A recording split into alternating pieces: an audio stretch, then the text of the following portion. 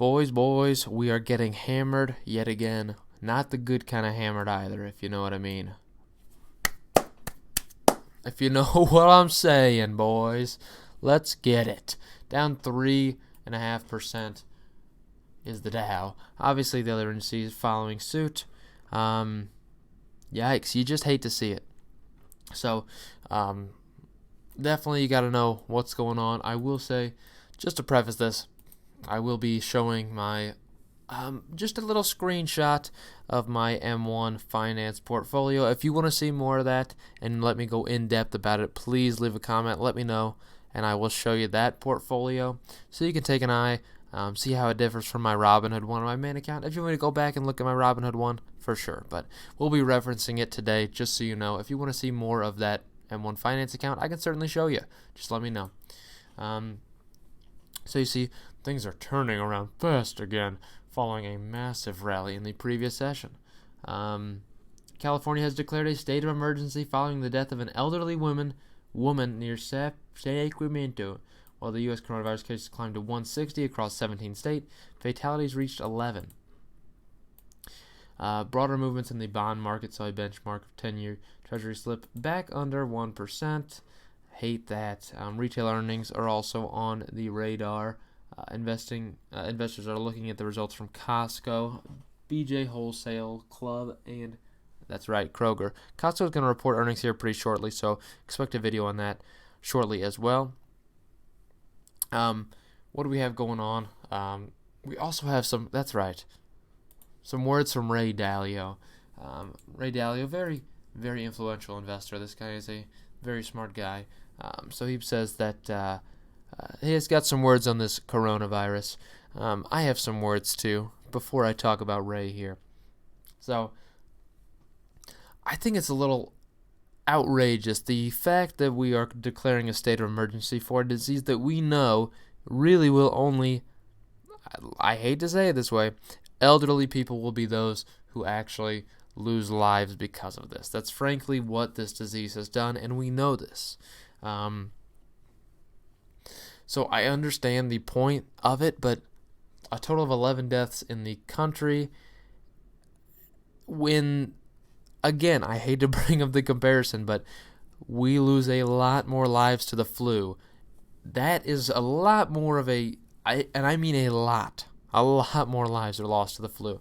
And I understand this is a wide-spreading and rapid-spreading disease as well, but this is going to have a lot less people lose their lives to it than the flu will in a year, in the lifetime of this coronavirus. Just being 100% honest with you, as far as in the United States.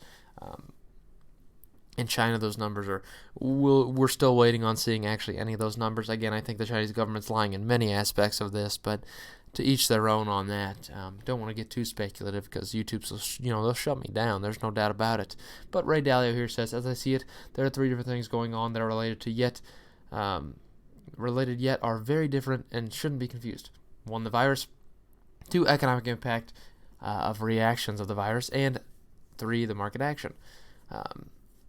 Individually and together, they lend themselves to a giant whipsaw with big mispricings, with the off chance that it will trigger the downturn that I have been worried would happen with both big wealth / political gap at the end of the big debt cycle.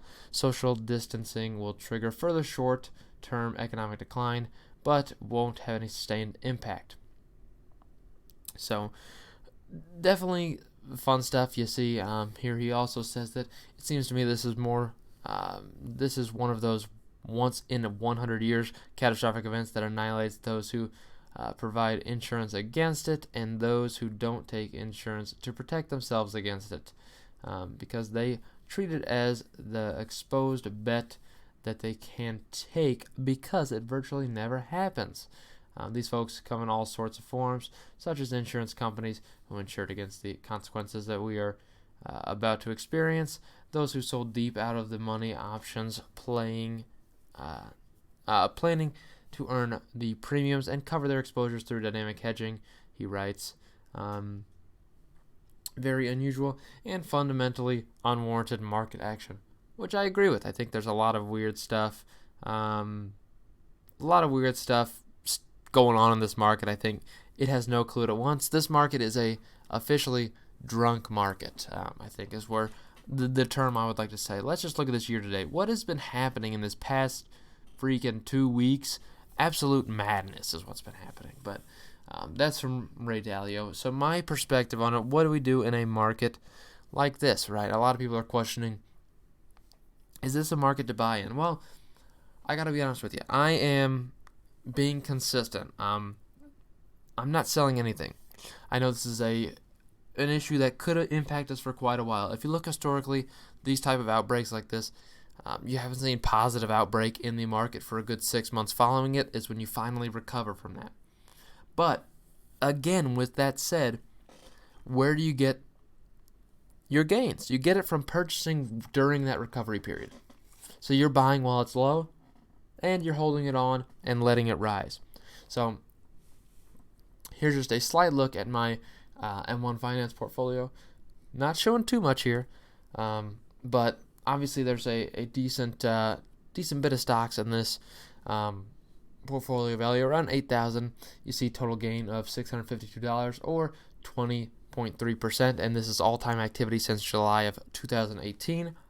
And again, this is through two major dilemmas we had both in December of 2018, which didn't actually impact my portfolio too much, and this previous one, but still over a less than 2 year period, up 20%.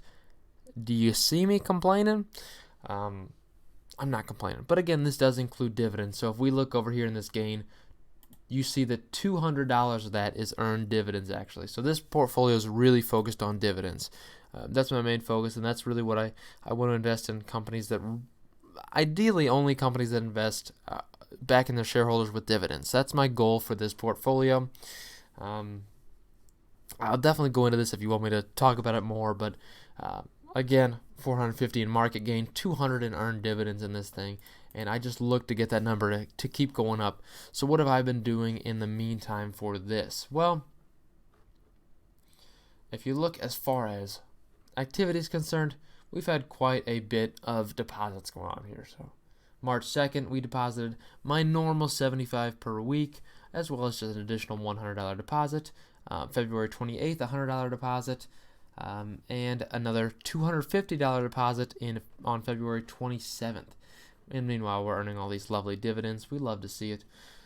But pretty much, I am buying pretty heavy when the market is down, and I think there's a good reason for it. I want to build this portfolio early, and I want to enjoy these dividends later in my life. I mean, I want to retire and be able to just live off the dividends I earn in my portfolios.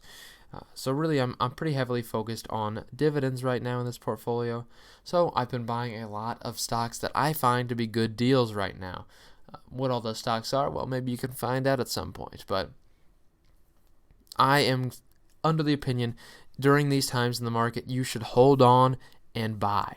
That's frankly just how it is. If you sell, it's very rare you'll time the market properly. You'll sell while it's on the downswing, and then you'll miss those gains while it's going up. That just tends to how it be. And if the market gets worse, I'm not concerned because I'm still going to be sitting here earning a good chunk of dividends, okay? I'm perfectly okay with earning dividends in the meantime. So I'm under the impression, hold out, guys. Just hold out for this, and I think you'll enjoy it in the end. So that's my opinion. Definitely hold out and buy some stocks, guys. Let's go.